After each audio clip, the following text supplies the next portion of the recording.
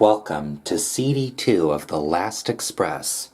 Kath wakes up at about 8:25 a.m. on Saturday, July 25th, 1914. The Orient Express is cruising through the southern German countryside near Ulm. The next scheduled stop is Munich at 8:10 a.m.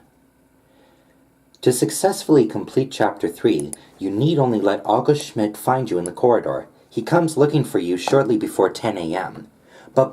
But you can also acquire the whistle, which you'll need eventually from Francois, if you engineer a shrewd trade.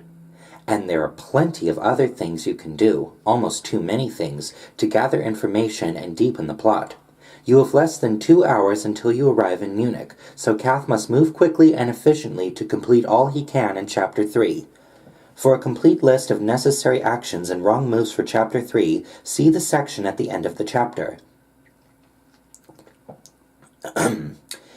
Kath awakens to a beautiful German vista.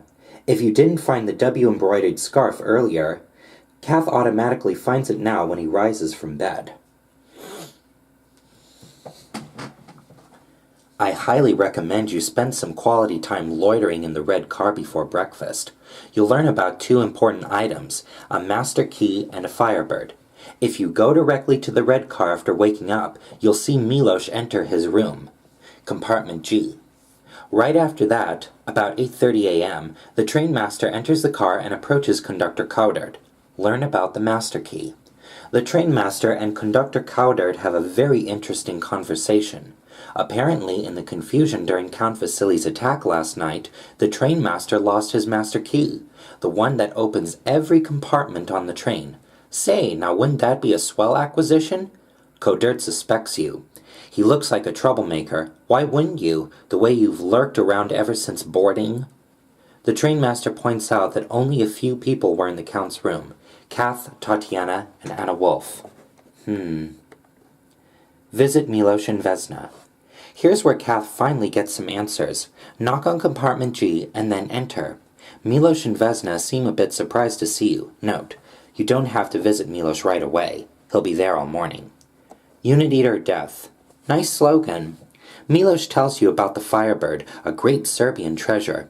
Tyler Whitney had planned to sell it, no doubt to Prince Kronos, and use the gold to pay August Schmidt for a shipment of guns for the Serbian cause.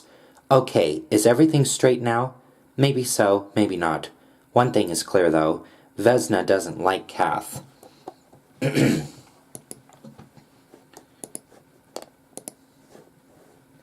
Obviously, you need to find this Firebird. What is it? Who has it? And what about the second smaller object missing from the Firebird chest? Is it important too? What is it? Could it be the whistle Francois found and won't give up? How many rhetorical questions can I ask in one paragraph? 40? 50? Dining room. Breakfast. Now, head for the dining room. After all, there's nothing like a decent meal and a little eavesdropping to start the day right. When you enter, notice that Tatiana sits alone in a back corner. Before you approach her, though, look around a bit and listen. Eavesdrop on the Bouturels.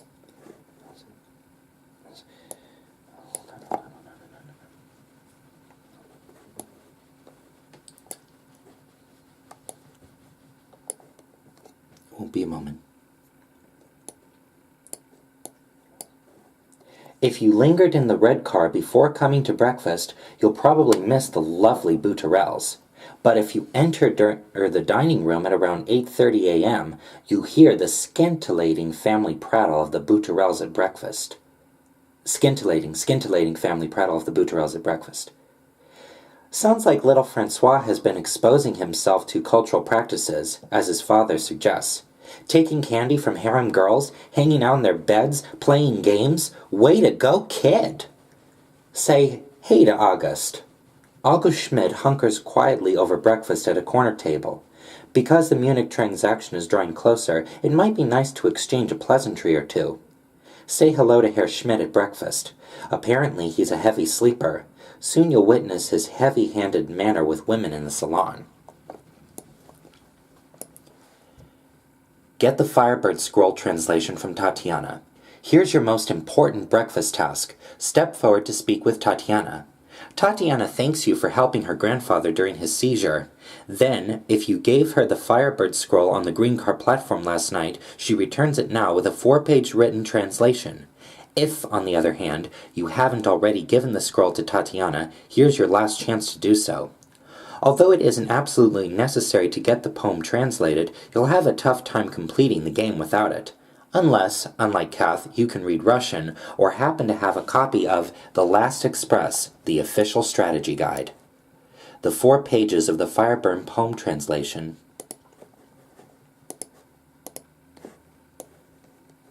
Suddenly, Tatiana sees Alexei Dolnikov arrive for breakfast. She excuses herself to join him and proceeds to administer a healthy dose of guilt. I suppose you're proud that you've made an old man suffer.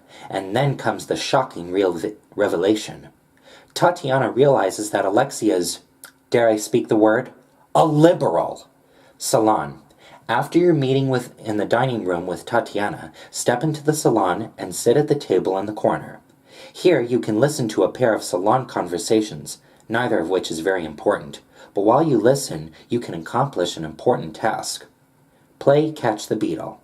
Look down at the table where you sit. See that black beetle? Kill it. No, wait. Francois lives for bugs. Maybe you could catch and give it to the boy. Maybe he has something to give you in return. Trade is the underpinning of civilization. Mercantilism rules! First, you need some place to keep the disgusting little bug. Examine your matchbox inventory. Click on the matchbox to open it. Then click on the matches to remove them from the box. After you empty the matchbox, note that a new item, match, appears in your inventory. Although pictured as a single match, this item in fact represents a limitless supply of matches. What would Kath do with a limitless supply of matches? If you have to ask, you're obviously not a smoker. Now comes the fun part. Looking down at the table, note that your cursor becomes the matchbox each time the bug appears. Click on the empty matchbox on the beetle. He's a quick sucker, but don't give up. Sophie, Rebecca, and August. Sophie and Rebecca soon appear, talking of diaries and such. No need to watch them, if you haven't caught the beetle yet. A few minutes later, August Schmidt appears and sits across the table from the young ladies. Actually, if you have captured the bug, this is a good time to slip out and snoop in compartment E, and maybe sneak a peek at that diary which Sophie eluded. Sophie and Rebecca will stay in the salon for 30 minutes or so. When August hears Sophie mention champagne, he leaps into the breach and makes a pathetic attempt to hit on the girls. Normally, this scene would be too embarrassing to witness, but again, you can catch the bug, if you haven't already, while listening to these conversations. If you have time to kill, and you probably don't, not in this chapter anyway, you can catch up on what's happening in the world. My advice, however, come back later. The newspaper will be here all day. Read the Saturday edition of the Chronicle. Today's news looks grimmer than ever. Do you suppose Austria-Hungary and Serbia will clash, drawing all of the major continental powers into a senseless slaughter of millions? No way, dude. Governments aren't that stupid.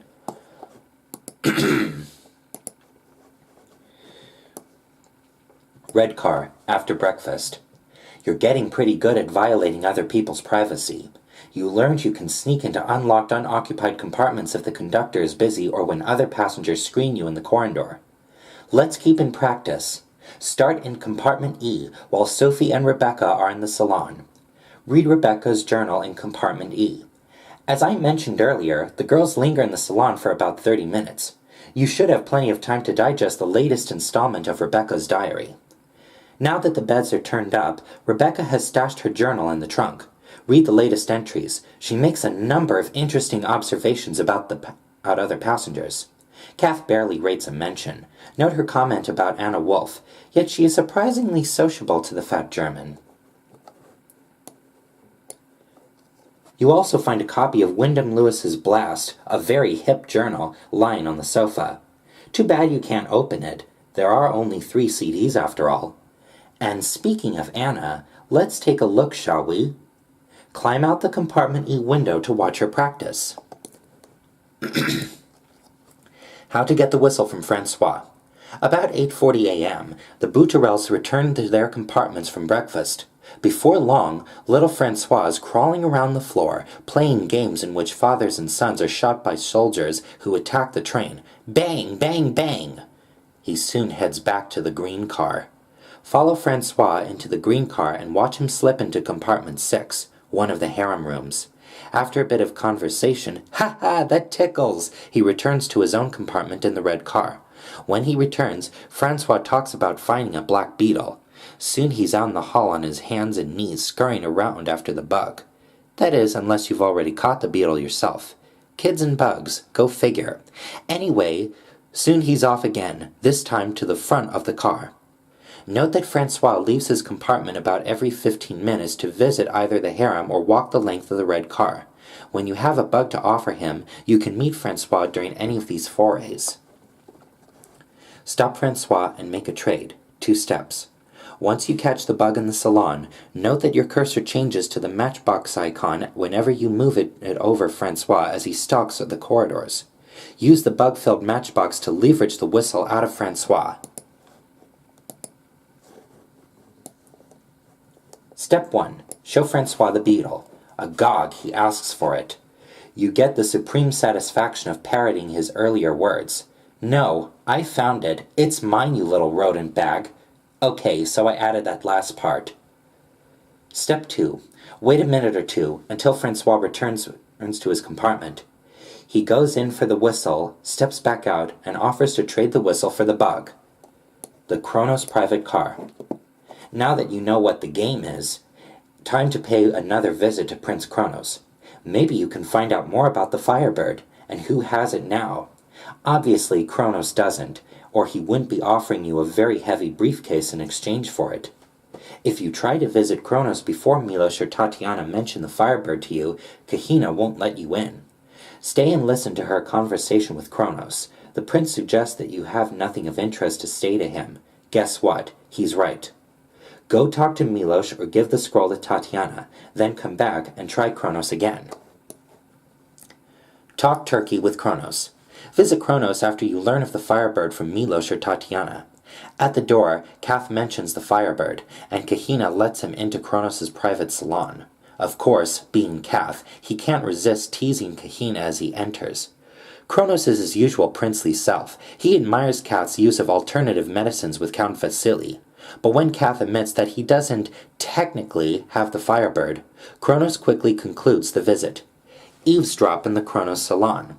After Kronos leaves, hang out in his salon to admire the art and overhear a backroom conversation between the prince and Kahina. Kronos has cool stuff, but he's not happy. He knows nothing, scoffs the prince. The Austrian woman has the Firebird. Kronos suggests that Kahina search Anna Wolf's compartment, but apparently Kahina has some sort of dog phobia. So Kronos offers to arrange a convenient absence for Miss Wolf and this animal to facilitate Kahina's search. Before you leave the private salon, be sure to page through the book on the settee, titled The Sick Man of Europe. It tells the story of a mysterious jeweled Chinese egg given as a gift to Sultan Abdul Hamid by the Russian Tsar Alexander II, with macabre results. Arrival in Munich. At about 9:40 a.m., the trainmaster walks the train announcing an impending 20-minute stop in Munich. After this announcement, Herr Schmidt seeks you in the corridors. When August finally catches you in a corridor, he asks if you're ready to proceed with the transaction. Kath fingers the W scarf in his pocket. A talisman? A symbol of his determination to avenge Tyler's death? Or maybe it just feels so darn silky. Then he says yes. The game's afoot. Soon, the train arrives in the vast Munich station, where August oversees the loading of his merchandise. And Kath, from his window, notices a new passenger boarding the Orient Express. Summary: winning and losing scenarios for Chapter 3. Let's quickly reiterate all the necessary actions and wrong turns you can take in Chapter 3. Necessary actions. To successfully complete Chapter 3, you need only let August Schmidt find you in the corridor as the train nears Munich. You can also complete the following important but not necessary tasks. Get the translated Firebird poem from Tatiana at breakfast, or, if you didn't give it to her last night, give it to her now for translation. Catch the beetle in the salon. Trade the beetle to Francois for the whistle. Wrong turns. You lose the game in Chapter 3 only if you pull the train alarm in any compartment.